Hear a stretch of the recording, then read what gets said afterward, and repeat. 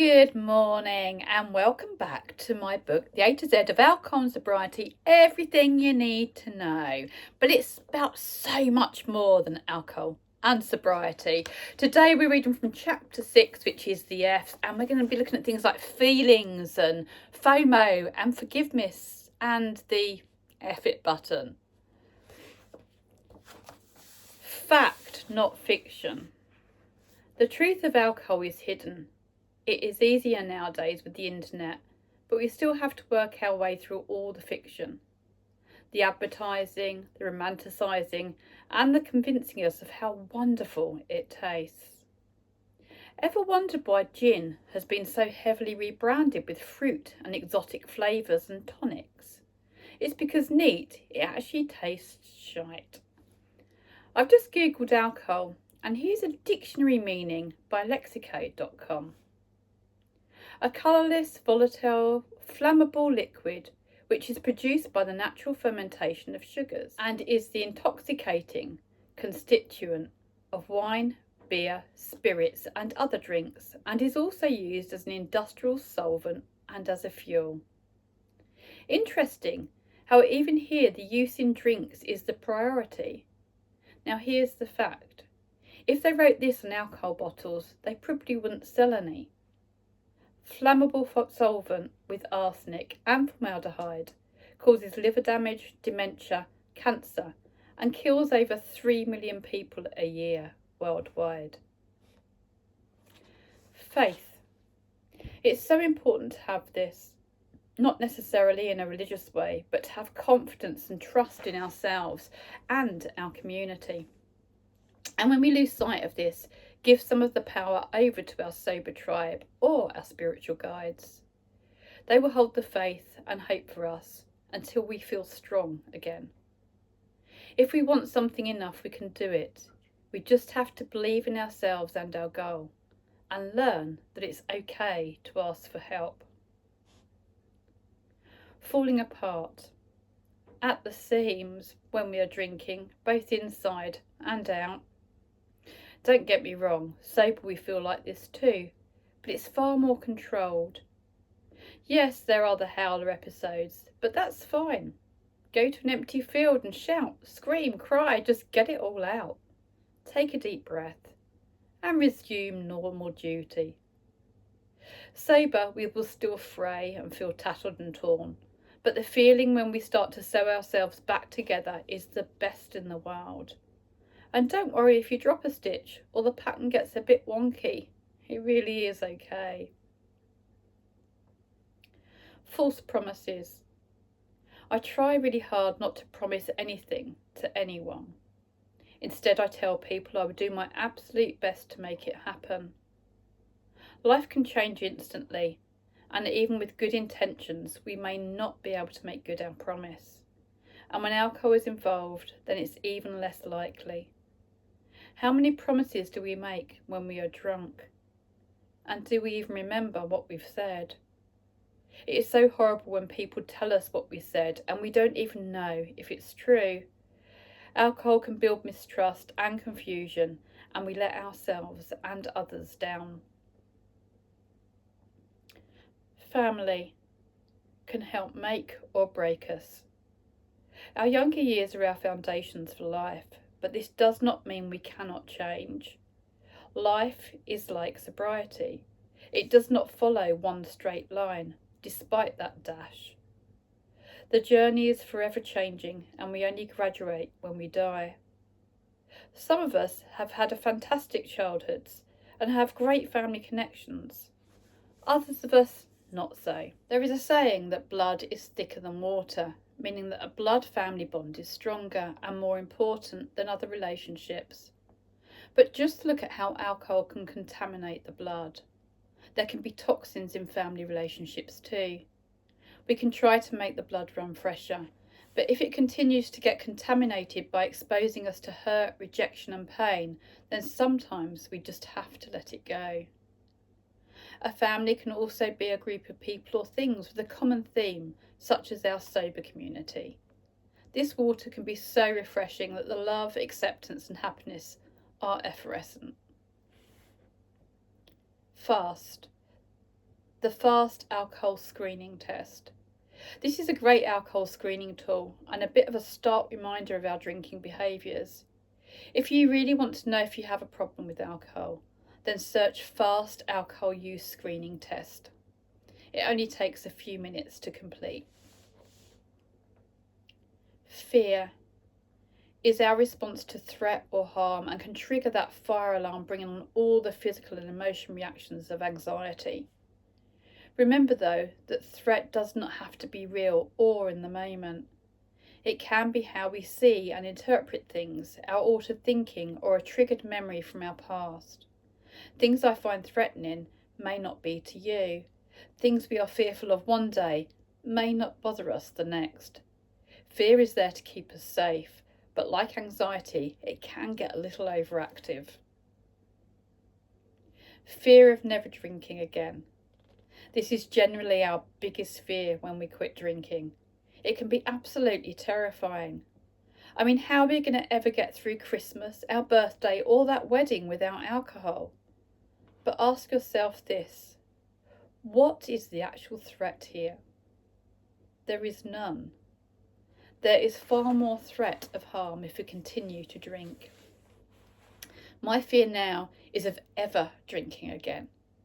My first sober birthday was amazing. I was 6 months in, and as I made my morning cuppa, I realised that there was no voice saying, "It's my birthday. I wonder what time I can get away with drinking today. Maybe 10 a.m, or should I wait until 11? I can't wait until lunchtime. It is my birthday after all. I need to celebrate. I can get away with drinking earlier today." The silence was wonderful. I listened to the kettle boil and the birds singing and smiled to myself and enjoyed the dawning of a new day. Where is the fear in that? Feelings. As my good friend Polly says, we start feeling the feels when we put the booze down. I call this my rainbow journey, as I've been every colour. Blue with sadness, green with envy, red with rage, tickled pink, and bright smiling happy yellow sunshine. I cannot remember ever feeling the true happiness and joy that I feel now, and that makes all the less favourable feelings worth it. I'm not going to call them negative feelings, because if they are apt, then they are all valid. For example, we may well grieve the loss of our favourite tipple. That's appropriate, as it has been our comfort blanket for so long. We may get agitated with withdrawal. That's appropriate too. You may get angry with others, ourselves, alcohol, for advertising and the government. Well, why shouldn't we? We have discovered the lie after all these years. Our task is to work out what each feeling is, where it is coming from, and what to do with it. The good thing is, feelings come and go, and we cannot feel the same way forever. But remember, no one can make us feel how we feel. That person didn't make us angry, happy, or sad. We chose to react in that way. Feelings like roller coasters at times, but be kind to yourself. Sobriety is uncovering a lifetime of situations that we have numbed, and now we have to deal with them once and for all. It is the best thing we can do for ourselves. Welcome to the adventure of discovery. Fermentation changes the normal structure of food to release sugars or produce alcohol. How is this done? By starving it of oxygen, adding yeast or bacteria, and letting it rot and stew. Yep, we are drinking rotten grapes, apples, potatoes, etc. Fertility. Alcohol affects sperm and women's periods, which can cause trouble with getting pregnant. It also affects sex drive and can cause issues with erection. If you are wanting to get pregnant, then both parties should stop drinking, as even light drinking can cause issues. Fetal alcohol spectrum disorder. A group of 5 disorders associated with birth defects and childhood development caused by drinking whilst pregnant. These include a wide range of physical and neurological issues. No amount of alcohol is safe to baby at any time during pregnancy. Any amount can cause irreversible damage at any stage.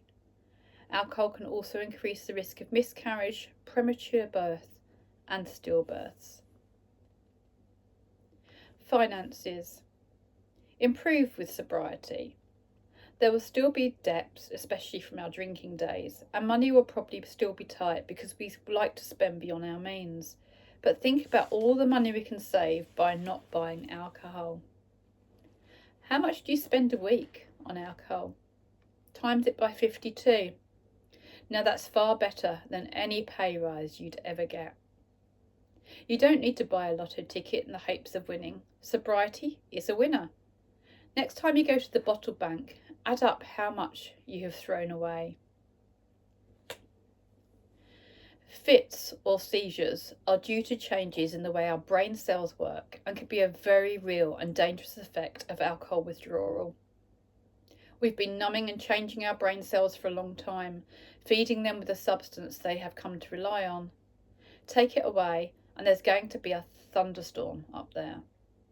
I cannot stress enough how important it is to gradually reduce the amount of alcohol you are drinking before you quit, and preferably see your medical practitioner. Flashbacks. Remember the fire alarm, our amygdala, in our brain? Well, we also have a librarian called the hippocampus, which keeps all our memories nicely stored and filed. But when the fire alarm goes off, the librarian gets upset and everything gets muddled up. We can be right back there, back at our trauma site, seeing, smelling, hearing, tasting, feeling everything again, as if it is happening right now. Anything can trigger this. The smell of perfume, the sound of a car backfiring, a thought. Flashbacks can be a symptom of post-traumatic stress disorder. Floundering. When we are drinking, we can often stumble, struggle to think straight, not know what we are doing or where we are going, and find ourselves in awkward or difficult situations. This is the same for sobriety. So, when you get a moment of struggle and not knowing, just remember that although we will feel it more, it really is easier to do sober. And if you are wise, you will have a sober community to help you. Flow. Go with it. We really do not need to know where we are heading or what the outcome will be. Focusing too much on that stops us from living in the now. Remember, life is what happens whilst we're busy making plans, and we have no control outside of our arm span, just our response. Conflict occurs when we think we know the outcome and that we are right. Just imagine how it would be if for just 1 minute we stopped and basked in the joy of not knowing. Fomo. The fear of missing out. Oh boy, this is a real driver for many of us. In fact, alongside wanting to fit in and not be the odd one out, FOMO probably played a large part in my drinking, smoking, and most of the things that I've done. There's that saying, the grass is always greener on the other side. But it really isn't. Grass is grass. It's how we treat it and interact with it that makes the difference. And peeing all over it really isn't helpful. Now I have JOMO, the joy of missing out, which is so much better. Forest bathing. Translated from the Japanese idea of Shinrin-yoku. It's back to basics and reconnecting with nature. Go sit under a tree, breathe, live in the moment and absorb all the wonderful nature around you. And don't forget to turn your phone off. Forgiveness. Forgive yourself and others. What's done is done. We can't go back. We can't change it. All we can do is accept and move on. But first we need to work through the anger, the hurt, the sadness and the frustration. Or we could just hold a grudge and beat ourselves up forever. It really is our choice. Here are a few questions to get you started.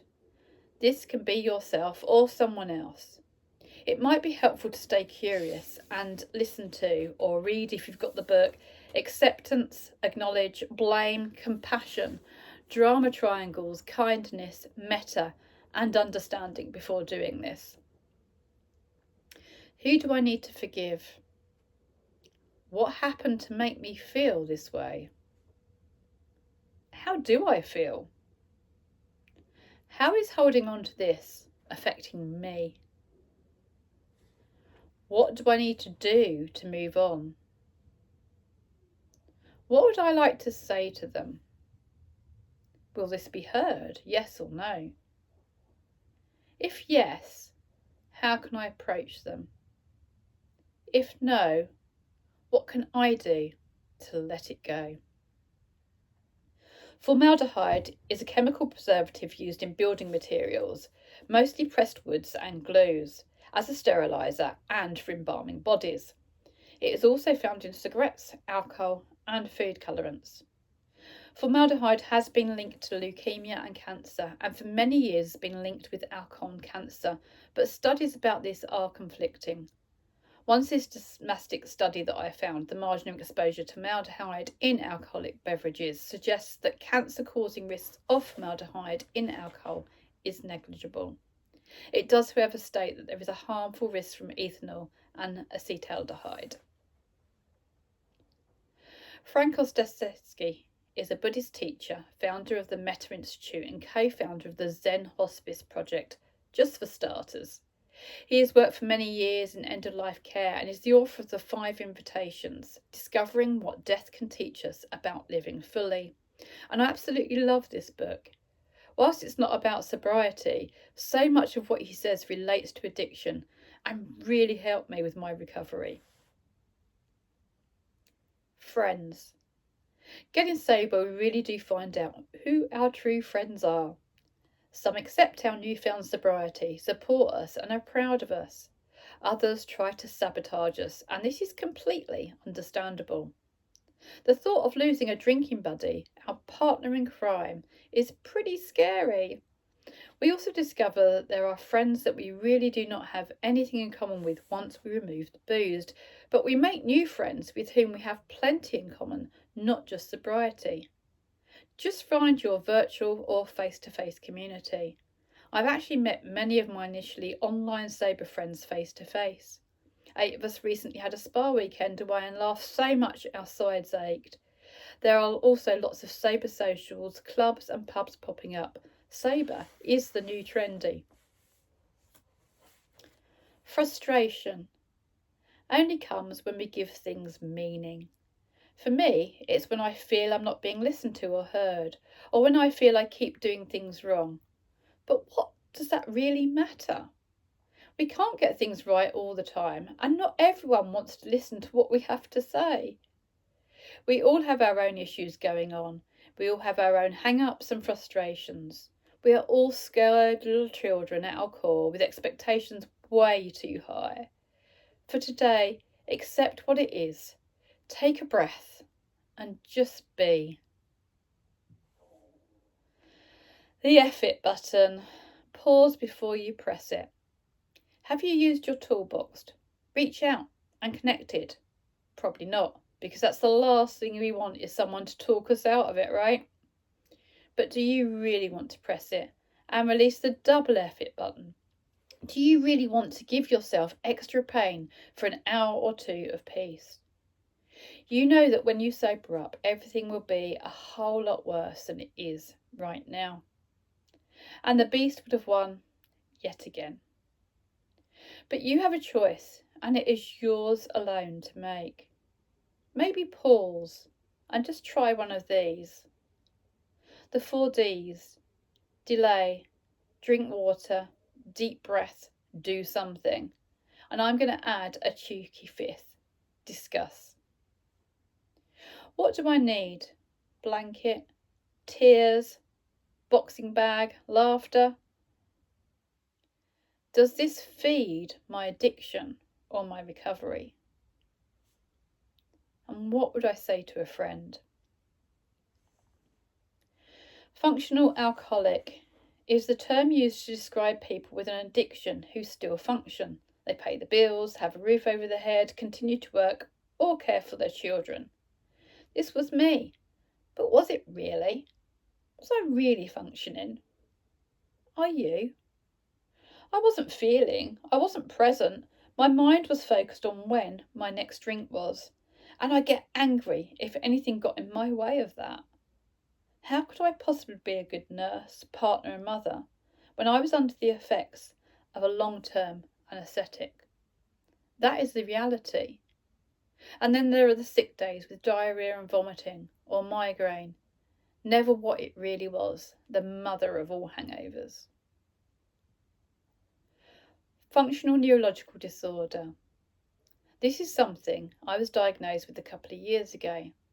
My head and my body do not work well together as there is a messaging problem in my nervous system. There is no structural damage as in multiple sclerosis, but the symptoms are very similar. It causes problems with walking, talking, eating, continence, and coordination, just for starters. Since getting sober and learning about brain plasticity, I've worked really hard with mindfulness to retrain my brain and my body signals. It is hard and focused work, but for the most part, it has really helped me. What I have also learned is that I was drinking away my neural pathways. I share this with you to demonstrate the very real damage alcohol can cause. Future.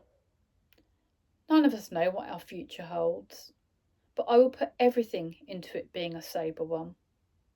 That way, I know without a doubt that it will be so much better than before. But to have a good future, we have to focus on today. The only day we ever really have. This day will never come again. I'll see you again soon with G. Ta-ta for now.